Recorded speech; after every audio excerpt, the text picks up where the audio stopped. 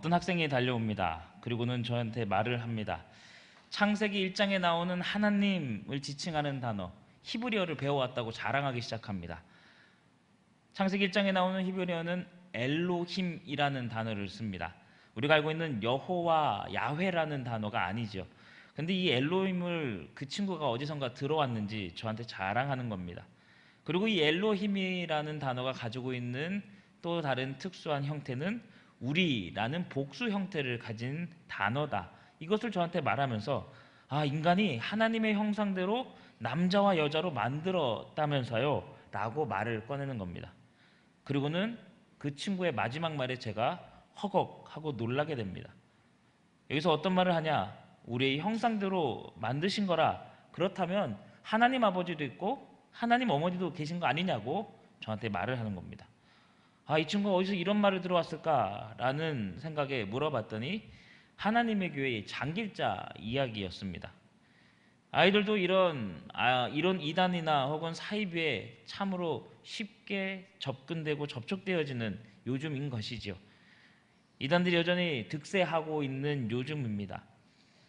우리 개신교는 조금 더 힘을 잃어가는 요즘이라고 말을 한다면 오히려 이단들은 더 강력하게 자기들만의 세를 확산하는 모습인 거죠. 20세기 말에는 시한부 종말론이 힘을 발휘하였다면 지금은 다시 교리를 꼬아서 우리의 마음을 흔드는 것이 문제인 것 같습니다. 이단이나 사이비들이 보통 건드리는 교리는 보통 종말론이긴 하지만 그 이면에 숨겨진 또 하나의 틀은 바로 삼위일체의 하나님을 부정한다라는 것이죠. 신천지의 이만희는 본인이 보혜사다라고 사람들을 미혹하고 하나님의 교회는 안상홍 아버지 하나님, 장길자 어머니 하나님을 내세우면서 삼위일체의 하나님을 무시하고 또 여호와의 증인은 하나님은 한 분이신데 예수는 하나님의 현현으로 자신들에게 보이는 것은 가짜의 육체다라는 식의 과거 초대교회를 혹세무민하였던 영지주의라는 그 이단의 모습을 띠고 있습니다. 또 많은 사이비 이단들은 어떤가요? 성령을 내세워서 자신들이 성령의 능력을 자신들만 가지고 있다. 그렇기에 너희들은 나에게 와야 한다라는 말로 무시합니다. 그리고 대다수 한국 안에만 있는 사이비 이단의 교주들은 자신들이 재림예수다라고 흰말을 타고 등장을 하죠. 누가 봐도 넘어가지 않아야 할 말들인데 사람들은 참 많이 이 사이비 이단에 사로잡혀 넘어갑니다. 그들이 배움이 적어서일까요? 신앙이 얕아서일까요? 박사도 교수도 또 많은 학식을 지닌 자들도 넘어가는 것이 사이비 이단입니다. 우리 학생들은 더 쉽게 넘어가겠죠. 이런 사이비 이단의 속임수와 계책 때문에 넘어지고 꼬꾸라지는 사람들이 많이 생기기에 우리는 어쩔 수 없이 어려워 보이는 교리적인 부분도 끝없이 공부해야 하는 것입니다. 저희가 아카데미를 하는 또 다른 이유이기도 한 것이죠. 하나님에 대해서, 예수님에 대해서, 성령님에 대해서 우리가 잘 이해하지 못하고 뭉뚱그려 갈 경우 이런 사이비 이단들과 만날 때 넘어지고 속아질 그럴 경우들이 생기게 되는 것이죠.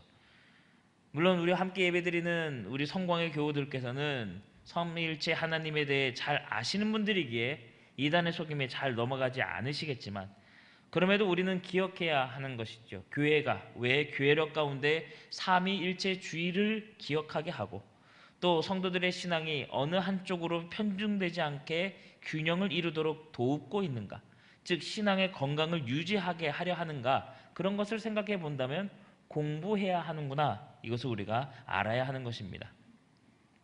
물론 삼일체 하나님을 설명하는 것은 매우 어려운 일임을 넘어서 기적일 것입니다. 또한 삼일체 하나님을 이해한다라는 것은 진짜 불가능한 일일 것입니다. 왜냐하면 우리는 유한한 인간의 한계를 알고 있기 때문이죠. 그럼에도 우리는 하나님 아버지, 아들 하나님, 성령 하나님을 기억하고 있어야 하고 그분들이 한 몸이신 것을 알아야 한다는 것입니다. 분명하게 말해서 성경에는 실은 삼위일체라는 말은 나오지 않습니다. 구약은 물론이고 신약에서도 나오지 않죠. 그러면 성경에도 없는 말이 무엇 때문에 나타났을까 하고 생각하는 분들도 있을 것입니다. 오히려 이 말 때문에 우리가 더 복잡하게 신앙생활하고 교리적으로 힘들어하는 것은 아닐까라고 할 수도 있죠. 성경의 직접적인 표현은 아니지만 그러나 우리는 기억합니다. 이 기독교의 역사 가운데 하나님이 주신 성령의 조망하심, 도우심으로 인하여서 성령이 우리에게 이 신학적인 것을 정립하게 하셨다. 그것을 도우셨기에 오늘 삼위일체라는 이 말조차도 하나님께서 도우심으로 우리에게 알게 하신 것이다 라는 것을 기억해야 합니다. 물론 우리는 고등학교 때 배웠던 수학의 미분 적분을 기억하는 사람들이 없으실 겁니다. 혹시 미분 적분을 지금도 푸시는 분이 있으실까요? 저는 까먹은 지 오래되었습니다. 이해하기도 힘들 뿐더러 요즘 유행하는 말처럼 굳이 실용적으로 보이지 않는 이야기이기 때문에 우리가 다 잊어버렸는지도 모릅니다.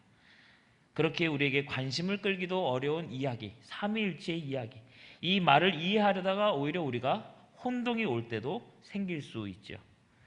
실은 이 삼위일체라는 말이 우리에게 혼동을 주는 두 가지 이유가 있습니다. 하나는 성경이 하나님을 완벽하게 설명하지 않는다라는 것이죠. 하나님께서는 종말에 이르러서야 오늘 온 세상 구주, 우리가 사모하는 그 주님, 다시 오실 주님이 그 오실 때에야 하나님께서는 모든 것을 계시하여 주실 것입니다. 지금 우리에게 주어진 인간의 말로 쓰여진 성경 말씀만으로는 우리가 하나님을 완벽하게 알 수는 없다. 그렇게 혼동이 올 수 있는 것이죠. 또 다른 하나는 성경이 삼위일체 하나님을 간접적으로 언급하고만 있다라는 것이 그 이유가 될 것입니다. 삼위일체라는 말은 없습니다. 성경 안에 없지만 하지만 성경 안에서 삼위일체의 하나님을 간접적으로 또 우리가 신앙적으로 신학적으로 성찰할 수 있는 어떤 기초적인 단초가 있다라는 뜻입니다. 그렇게 우리가 이 단어에 대해서 하나님의 성품에 대해서 하나님의 본질에 대해서 조금은 어렵게 접근하는 것인지도 모릅니다. 그런데 감사하게도 신학적인 성찰을 이룰 수 있는 그 단초가 된 말씀이 오늘 우리가 함께 읽은 고린도후서 13장 11절에서 13절까지의 말씀인 것이죠. 오늘 본문은 고린도 교회에 보내는 마지막 편지 또 그 마지막 대목입니다. 세 구절로 된 작별 인사이죠. 그 첫 구절인 11절은 다음과 같습니다. 형제들아 기뻐하라 온전하게 되며 위로를 받으며 마음을 같이하며 평안할지어다. 또 사랑과 평강의 하나님이 너희와 함께 계시리라. 오늘 바울 사도가 고린도 교우들에게 권고를 하는 이유는 사람의 삶이 참으로 험악하기 때문입니다. 인간은 참으로 중심을 잘 잡기 어려운 동물입니다. 우리가 귀가 조금이라도 아프게 되면 어지럽고 흔들리고 중심을 잡지 못하는 것 다들 경험해 보셨을 것입니다. 우리의 신체의 중심도 잘 못 잡을 뿐더러 우리의 인생의 방향도 자꾸 흔들립니다. 좌로 가거나 우로 가거나 우리가 중심대로 혹은 가운데 길로 가는 것이 쉽지 않게 하나님께서는 좌로나 우로나 치우치지 말라 하신 건지도 모릅니다. 그러다 보니 평생 우리가 가지 말아야 할 길로 가다 보니 속상한 일에 파묻혀 사는 일도 많다라는 것이죠. 실제로 살림살이가 힘든 사람만이 그런 게 아니라 꽤 잘 살고 혹은 부유한다라는 사람들도 인생은 험악하기 일쑤입니다. 또 자기 마음이 드는 사람과 함께 살아도 힘든 것이 인생살이 아니지 않습니까? 우리 옆에 있는 분들을 볼까요? 혹시 가까이 같이 사는 분들이 계시다면 만족하십니까? 다행히도 제 가까이 사는 사람은 여기 없습니다. 예. 만족? 여기까지만 하겠습니다. 예. 그렇게 바울은 권고하는 것이죠. 사랑과 평강의 하나님이 지켜주셔야만 이 모든 삶이 평안하게 갈 수 있다. 즉 하나님께 온전히 의존하고 살아야 한다는 권고요 또 축복의 인사인 것입니다. 이어서 12절에서 바울은 또 이렇게 인사를 보충합니다. 거룩하게 입맞춤으로 서로 문안하라. 모든 성도가 너희에게 문안하느니라. 거룩한 입맞춤은 고린도 교회에서 특별히 행하던 인사 방식인지도 모릅니다. 지금도 서양 사람들은 가까운 사람들을 만날 때 포옹을 하거나 혹은 볼을 맞대고 또 키스를 합니다. 아주 가까운 사람들은 이마나 뺨에까지도 또 입맞추기도 하는 것이죠. 이것이 초기 기독교 안에 있었던 인사 인지는 확실하지 않지만 그만큼 서로 가까워져야 하고 서로를 위하여 문안하라, 서로를 위하여 중보하라는 의미도 담겨져 있는 것입니다. 그리고 마지막 13절이 아주 독특한 형식으로 되어 있죠. 우리가 함께 읽어볼까요? 함께 읽겠습니다. 주 예수 그리스도의 은혜와 하나님의 사랑과 성령의 교통하심이 너희 무리와 함께 있을지어다. 아멘. 앞에 11절, 12절과는 크게 연관이 없어 보이긴 하지만 바울의 진심이 담긴 인사요 축복이라는 점에서 서로 통하는 것입니다. 11절은 사랑과 평화의 하나님이 함께 하시기를 바라는 축복이요. 12절은 함께 살아야 할 공동체요 교우들끼리 서로를 위하여 문안하고 서로를 위하여 중보하라는 축복의 권면이고 13절은 그 모든 인사들, 특히나 독특한 신앙 형식을 담은 인사를 통하여 축복하는 장면인 것이죠. 인사요 축복.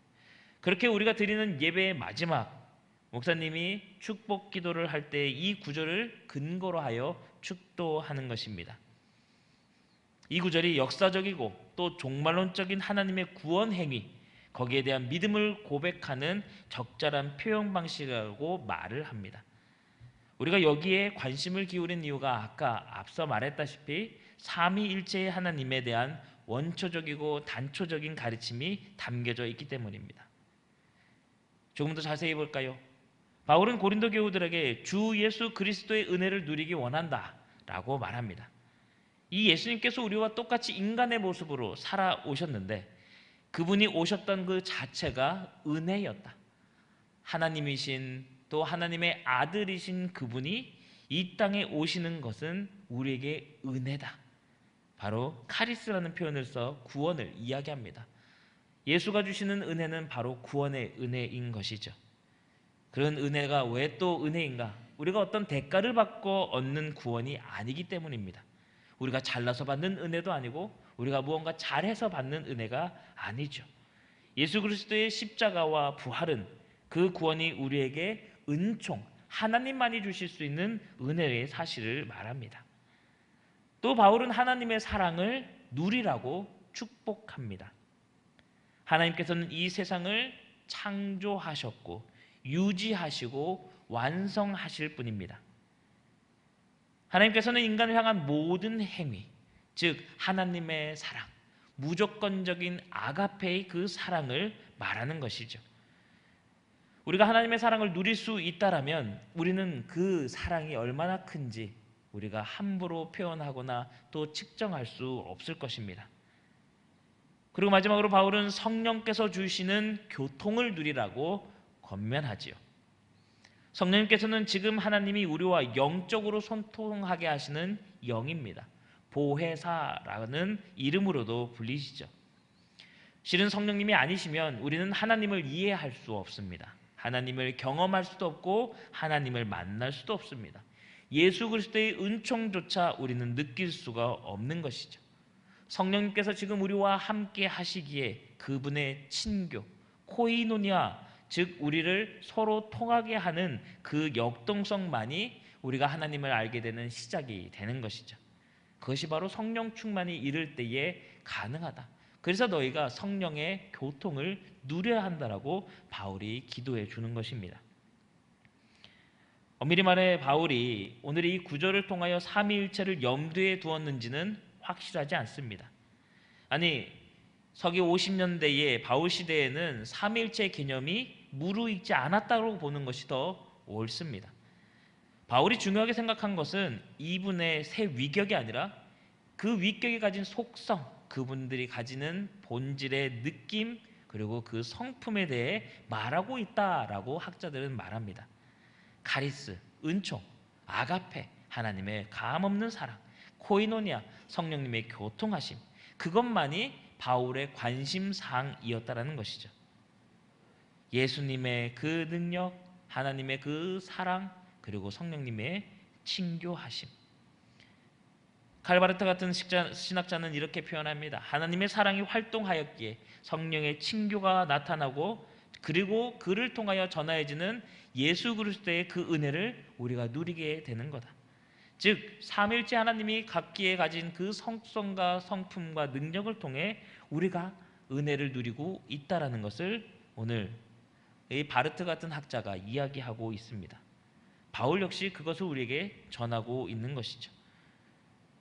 그리고 삼위일체의 하나님에 대하여 그가 구체적으로 인식하고 있는지는 모르지만 세 분이 본질은 같으신 분 하나님이시다라는 사실만큼은 분명하게 인식하고 있었습니다. 한마디로 그는 자신도 알지 못한 채 삼위일체 신앙의 문을 연 것이죠.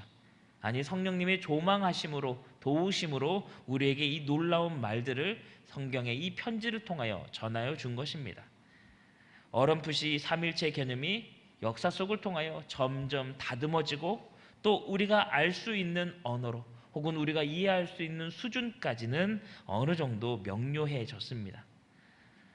신학자들이 이 하나님의 개념에 대해서 심층적으로 마구 이야기하고 정리한다 할지라도 하나님 자체가 변하지 않기에 우리는 삼위일체 하나님에 대해서 기억해야 하고 또 우리가 그분들을 통하여서만이 구원을 이룰 수 있다는 사실을 기억할 수 있는 것이죠. 그런데 실은 삼위일체라는 말은 이해하기가 참으로 쉽지 않습니다. 세 분이신데 한 분이시다. 그분들의 위격이 세 개신데 하나씩 있으신데 그분들이 하나의 본질이시다. 하나님은 아버지요 아들과 영 이렇게 셋이면서 동시에 하나다. 말들은 그렇게 하지만 이해하기 어렵습니다. 그렇게 우리 머릿속에서는 자리 잡기 어렵고 그러다 보니 우리는 뭉뚱그려 넘어가고 그러다 보니 이단과 사이비들이 우리를 건들게 되는 것이죠. 자, 책상에 하나 있습니다. 이것은 셋이면서 하나일 수 없죠. 김승이라는 사람이 있습니다. 셋이면서 하나일 수는 없습니다. 어떤 분들은 이렇게도 표현을 합니다. 김승이라는 사람은 하나이지만 교회에서는 목사고 집에서는 아버지고 부모님 댁에 가서는 아들로 불리니 셋이라고 말을 하기도 합니다. 하지만 이런 설명 역시도 부족하기 그지없습니다. 삼위일체의 하나님을 이해하기에 돕는 말이 안 된다는 것이죠.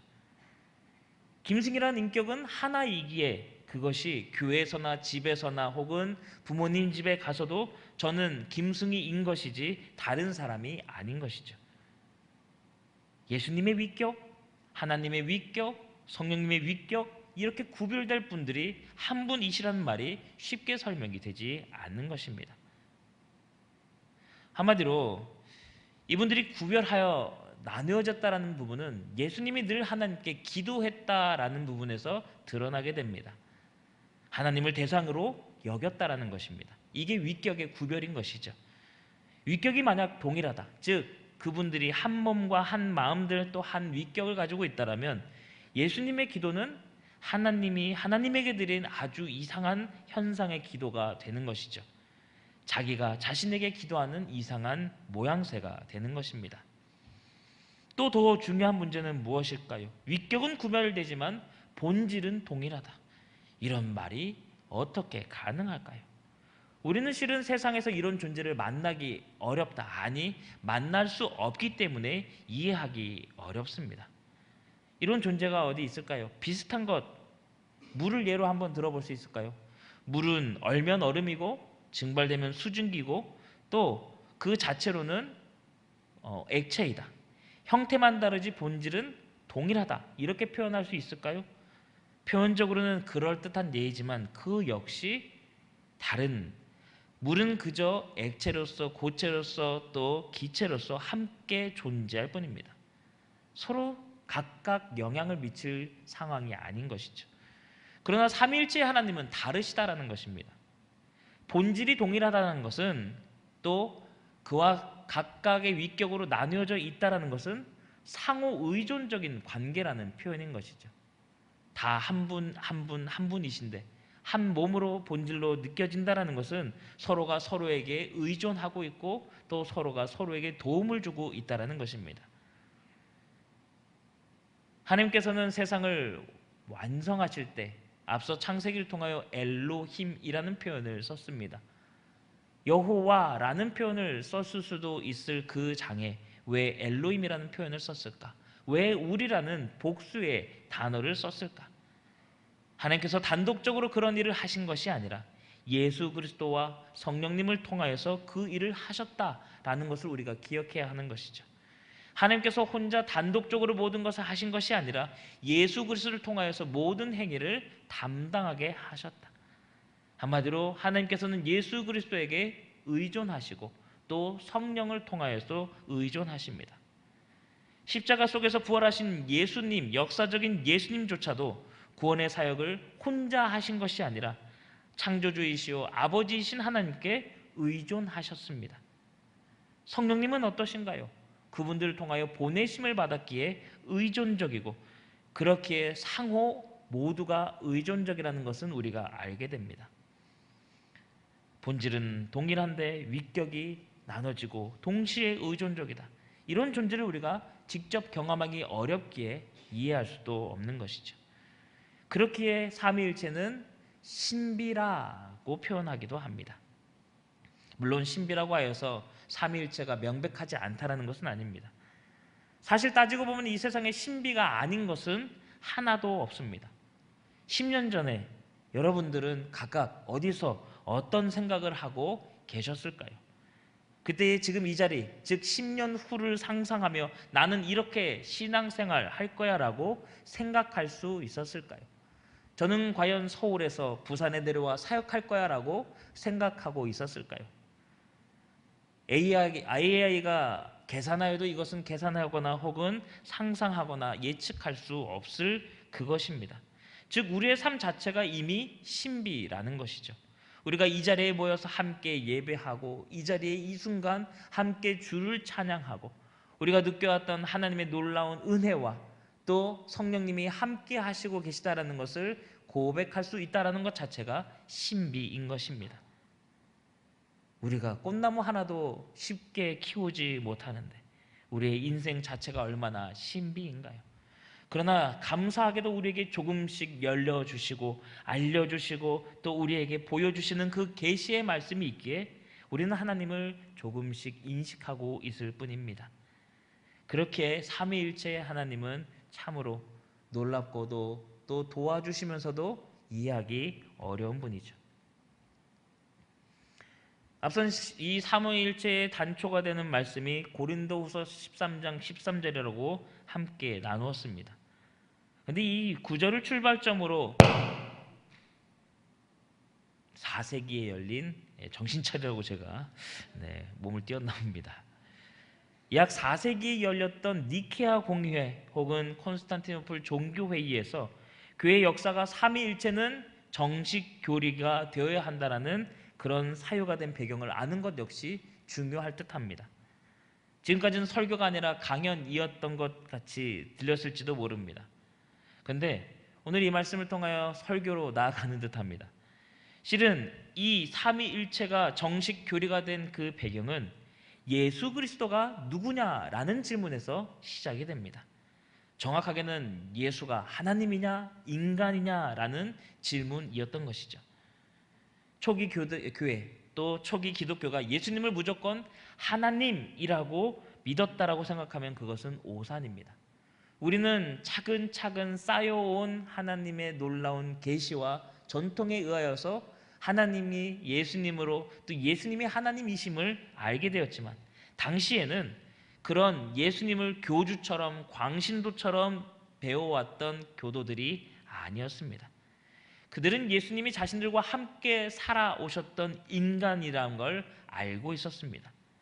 그렇게 당시에 예수님의 인성을 부인하였던 가현설, 즉 영지주의자들을 이단으로 배격했습니다. 동시에 예수님의 신성을 부정하던 에비온이라는 사람들도 이단으로 배격했던 것이죠. 한마디로 초기 기독교는 예수님을 참 인간, 그러면서 참 하나님이라고 받아들였습니다. 베레 호모, 베레 데우스 이렇게 표현되는 단어인 것이죠. 반인반신도 아니고 온전한 인간요 온전한 신으로 그것이 한 인격체 안에 가능한가? 그들은 믿어왔던 것입니다. 그러나 그들이 근거도 없이 믿었을까요? 아닙니다. 그들은 예수님을 만나면서 예수님이 이 땅에 오심을 통하여서 하나님의 나라가 지금 임하였다는 사실을 눈으로 보았습니다. 공생에 일어난 그 사건들, 그 표적들, 십자가의 놀라운 그 상황들, 그리고 부활을 통하여 그 승리되시는 예수님의 현현을 통하여서 하나님이 바로 예수님을 통하여 나타나시는구나. 그것을 그들이 경험하였고 본대로 전하였고, 그렇게 초기 기독교 사람들은 예수님을 참 인간, 참 하나님으로 받아들였던 것입니다. 즉 예수님과 하나님의 그 일치에 대한 경험은 그들이 눈으로 보았기에만 말을 할 수 있었던, 우리의 문자로는 표현할 수 없는 사실인 것이죠. 어려운 말이긴 하지만 우리는 그래도 삼위일체 하나님을 주님으로 고백합니다. 우리는 사도신경을 통하여 하나님을 믿고 예수님을 믿고 성령님을 믿는다라고 고백할 수 있었던 것이 바로 이런 신앙적인 싸움이요 신학적인 싸움을 통하여 온 하나님의 계시였던 것이죠. 다행히도 수많은 믿음의 선배들이 연구하고 기도하고 고민하면서 삼위일체 하나님을 조금이라도 더 성도들과 나누고자 노력했습니다. 물론 여전히 하나님을 온전히 설명하는 단어는 없습니다. 대신 우리에게 성령님을 통하여 조금씩 인식시켜 주실 뿐이죠. 감사하게도 삼위일체 하나님의 그 움직이심과 활동하심, 그리고 그분들이 서로 의존적이신 그 모습을 통하여 지금 우리가 살아가는 이 교회, 성광교회를 통하여 또 성광의 공동체를 통하여 행복가정이 앞으로 나아갈 수 있는 성도의 역할적인 부분을 조금 더 마음을 쏟을 수 있을 것 같습니다. 오늘 이 이야기로 말씀을 정리해 보고자 합니다. 성부 하나님, 성자 하나님, 성령 하나님 모두 창조 이전에 함께 하시는 분임을 먼저 기억하며 이 세 분의 관계가 온전하고 완전하고 흠없는 사랑의 관계라는 측면으로 보면 그분들이 완벽한 공동체를 이루고 계셨구나라는 것도 보게 됩니다. 서로 안에서 서로의 자리를 온전히 내어주고 또 서로의 마음을 통하고 함께 교제하시는 관계, 하나님 아버지와 하나님의 그 아들 하나님과 성령 하나님이 그렇게 완벽하게 공동체의 한 모습으로 한 본질로 계셨구나라는 설명을 생각해 봅니다. 사랑, 여러분 다 사랑하시지요? 사랑 안 하십니까? 이제 사랑은 옛날에 구들장에 묵혀둔 어떤 한 단어입니까? 자, 옆에 분들을 보고 한번 이렇게 고백해 봅시다. 사랑합니다. 그냥 한번 해보시죠. 철천지 왼수 같아도 사랑합니다 한번 해봅시다. 사랑합니다. 네. 우리 다 사랑해봤잖아요. 안 해봤나요? 저만 해봤나요? 사랑하면 어떤 게 생깁니까? 눈빛만 봐도 그가 무엇을 원하는지 알게 됩니다. 지금 같이 사신 지 50년 이상 되신 분들만 경험하는 그 통달의 지경입니까? 아니지 않습니까? 3분만 사랑해도 그 눈빛을 보면 그가 무엇을 바라는지 알게 되는 것. 사랑하는 연인 혹은 부부 혹은 가족끼리 눈빛만 봐도 알 수 있잖아. 옷깃만 스쳐도 난 느낄 수가 있어요. 사랑은 바로 그런 힘을 가지고 있습니다. 목소리만 들어도 그 사람의 건강 상태를 확인할 수 있는 지경, 몸짓 하나만으로 그가 무엇을 하려는지 아는 사이, 사랑하는 사이면 그 정도 할 수 있는 거지 않습니까? 물론 사랑하면 할수록 이상하게 아리송해지는 부분도 있기는 합니다만 그것은 우리가 불완전한 인간이기 때문일 것입니다. 그러나 우리는 그 사랑을 통해 조금의 단초를 보게 됩니다. 사랑하는 가족, 내 남편, 내 부인, 내 자녀의 눈빛만 봐도 그가 무엇을 바라고 어떤 마음을 품는지 조금은 예측하거나 이미 그 마음속에 들어갔다 올 수 있는 것이죠. 그런데 우리 성부 하나님, 성자 하나님, 성령 하나님이 서로 사랑하십니다. 그분들은 완전한 사랑의 관계이시기 때문에 서로의 뜻을 이미 알고 있습니다. 서로의 마음을 아시고 서로의 계획을 아시고 구원의 사역, 사랑의 사역, 교제의 사역을 완전하게 하실 수 있는 것. 그분들이 우리에게 보여주는 사랑의 완전한 관계를 우리는 기억해야 할 것입니다. 하나님의 형상대로 창조된 우리이기 때문에 삼위일체 하나님께서 행동하심, 사랑하심, 교제하라 하시는 명령을 우리에게 주신 것을 기억한다면 오늘 우리 성광가족 여러분들은 서로를 더욱 사랑하라 하시는 하나님의 존재를 기억하는 시간이 되길 소망합니다. 예수 그리스도의 몸된 교회로서 성도 안에서 서로 무난하고 하나님의 평화 속에서 서로 가까워지고 알아가고 서로를 위하여 기도하고 서로의 뜻이 무엇인지 그가 무엇이 필요한지 깊게 헤아리는 관계, 삼위일체의 하나님께서 우리에게 보여주시는 놀라운 신비의 관계를 지금 우리 교회에게 요구하시는 것인지도 모릅니다. 오늘 하나님을 바로 알고자 하느나 우리는 힘없고 한계 많은 인간이기에 긴 역사 동안 우리는 하나님을 멀게만 바라봤습니다. 하지만 기대해봅니다.